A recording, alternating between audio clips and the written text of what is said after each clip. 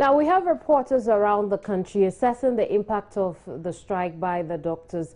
We'll be bringing you the reports as and when they come in. For now, my colleague Matilda Omega is joining us on over the telephone. Good morning, Matilda. Tell us where you are and what you have observed. Earlier, I was at the 37.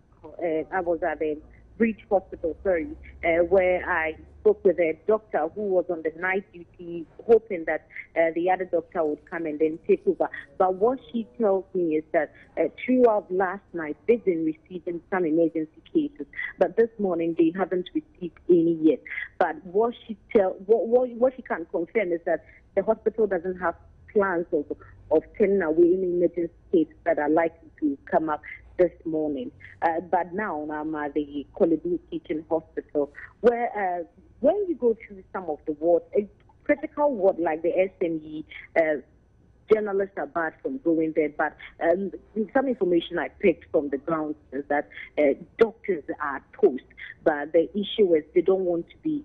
They don't want the issues out that they are posting. They are working this morning.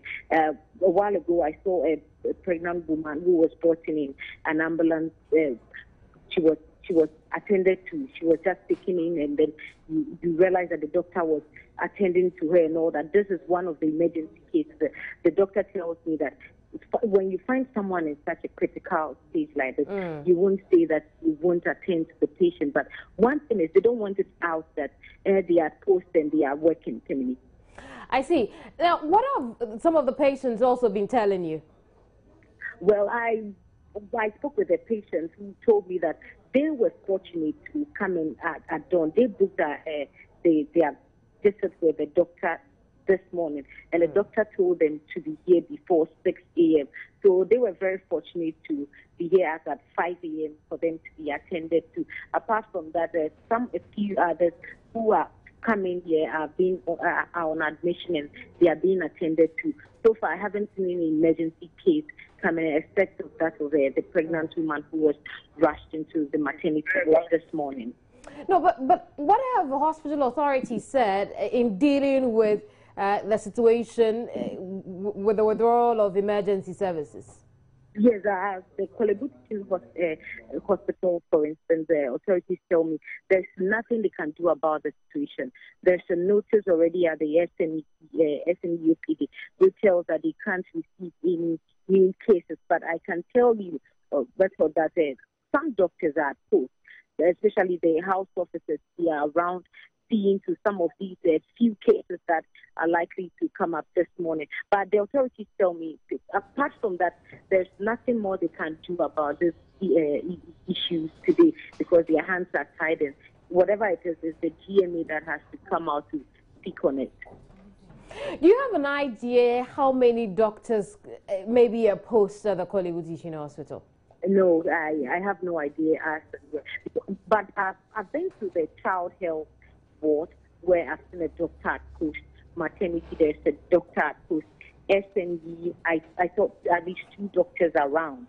As to whether they are on a sit down or they are just around observing things, that I can't really tell. But what I can tell you is that some doctors are around in the wards and they are doing their regular checks within the wards this morning. Very much, Matilda. Matilda Omega visited both Ridge and the Korle Bu Teaching Hospitals, and she reports that at the Korle Bu Teaching Hospital, some doctors are at post, although they would not want to go on record with that. And in fact, new cases, one maternity case has been accepted in the hospital. Now, earlier today at dawn, my colleague Francis Aban was also at the hospital who shared his experience with us. Francis, what did you observe that early in the day? Well, when I went there, the night shift was still on duty. And so you had about 10 medical doctors at post working, checking all the wards and for the patients that are coming. In fact, I met a 62-year-old woman who was rushed in with a heart condition. And so the relatives actually told me that when they brought her, they were scared whether their mother would get medication or not. Now, the doctors took her in, stabilize their condition. She was finding it extremely difficult to breathe. And so they put the oxygen mask on her at about 5:15 this one. That's what I was told. But also, you speak to the doctors at the units, and the sense you get from them is, you know, they are unhappy about how the standoff has been between the Ghana Medical Association and government. They feel as though they are being put under some kind of pressure. In as much as they have jobs to do, they say also that you cannot also ignore our conditions of service. In fact, one of them intimated to me, and of course they wouldn't say this on record, but he told me that there have been times that patients come, can't pay for their bills, you see the person virtually wither away, and they have to save that person's life at their own cost. In some cases, the nurses, the resident house officers contribute from their own pocket to pay for their medical bills. And so if you are doing all of this and, you know, the sacrifices are being done, and then you turn around and say, well, your demands are outrageous and so we won't look at it, they feel very angry about it. But you're also saying that it's difficult for them to just walk away and not take care of these people. They'll find a way around it, but for new cases, they're not taking it. But you see, the hospital is not just the doctors. We have other health workers within the hospital. When you went there, what were some of the things that they were telling you as to how this whole thing could tell on them? And it's interesting because you speak to nurses at the unit and they tell you that it's worrisome. If one doctor out of the 10 who's on duty just decides to leave for 2 hours and comes back, the chaos you see there is amazing. You'll be surprised at it because every condition is not like an OPD when somebody comes with a headache. This is something which is critical that you need the right attention. You get it wrong, the person dies. And so they are also unhappy about how things are going. We've already heard this week that the resident doctors and the house officers have joined in the action by the medical doctors. And so there's a certain, you know, general feeling of anger when you go there. The patients, you know, lie there and waiting for attention. At about 8:30 this morning, we were told that the shift which was supposed to take over should have taken over. When I was leaving the hospital at about 9:15, 9:20 this morning, they had not reported for duty. So the doctors you find at the unit are the ones that stayed overnight and are just waiting to see if the next batch will come in so they leave and go home. Thank you very much, Francis. Francis Alban has been sharing his experience when he visited the Korle Bu Teaching Hospital earlier today.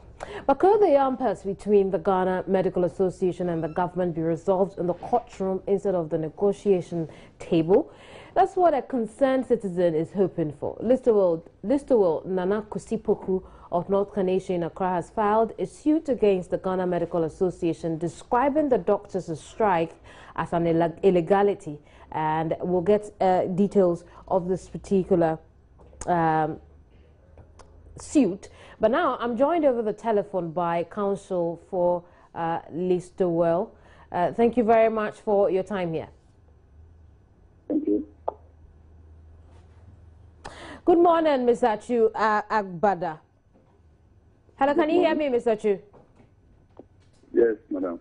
Good. Now, why does your client think that this could be resolved in court? Why does he think so? Yes. Why would your client take the matter to court? Oh, because the courts are there to adjudicate in such matters, especially where there is a stalemate between parties. And they don't seem to have an understanding to resolve issues amicably. The courts are always the last resort in such matters. I see. Now let's get into the issue. What is it that your court is asking the court to your client is asking the court to do? My client essentially is saying that the strike action embarked upon by the GMA is illegal. He's asking the court to compel GMA to go back to the negotiation table, and he's asking for an injunction to compel members of GMA to stay at work and to continue the negotiation until it comes to a conclusion. Well, it seems, per the document I have, that your client feels as though the GMA should not be going on strike because then it offers essential services. Tell us more about that. Oh, yes. The Labour Act of Ghana defines the kind of services rendered by certain category of workers. And the medical doctors fall within this category. But the kind of work, the services they render, they fall under what we call essential services. And they are prohibited from embarking on strike actions. Section 153 of the Labour Act 2003, Act 251, stipulates that. So my client thinks that doctors are the folks who are at the forefront of healthcare delivery have embarked upon a strike as it's illegal, and it is only proper that the court makes a pronouncement on that. I see. Now, when does this case go to court? Oh, we have filed an interlocutory injunction application to be heard on Thursday, the 13th of this month.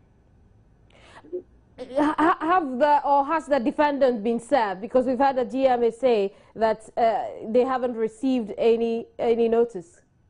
Oh yes, they might not have received it, but in due course of time, they would be served. You know, you file a process in court. It takes it goes through some processes to be finally delivered to the defendant or respondent for that matter. So they might be serving hopefully by the close of today. That is if their offices are open. Thank you very much, Mr. Abada. I will leave it here for now. Lawyer Oliver Achu Abada is counsel for the plaintiff, who is asking a court to declare the strike action embarked upon by the Ghana Medical Association as illegal. I will bring you the story in subsequent broadcasts as and when new developments emerge. There's more to come here on Joy News Desk. I'll tell you more of a story, especially on the labor front in the education sector when I return. Don't go away.